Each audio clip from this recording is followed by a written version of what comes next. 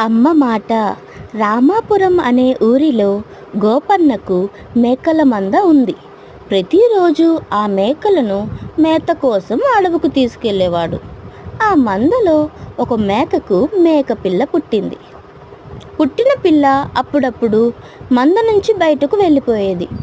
ఆ విషయం గమనించిన తల్లి గట్టిగా హెచ్చరించింది. అడవిలో క్రూరమృగాలు ఉంటాయి, మంద నుంచి బయటకు వెళ్ళొద్దని గట్టిగా హెచ్చరించింది.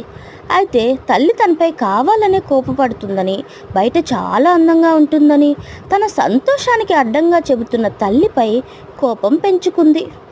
ఒకరోజు తల్లి చూడటప్పుడు మంద నుంచి బయటకు వెళ్ళిపోయింది.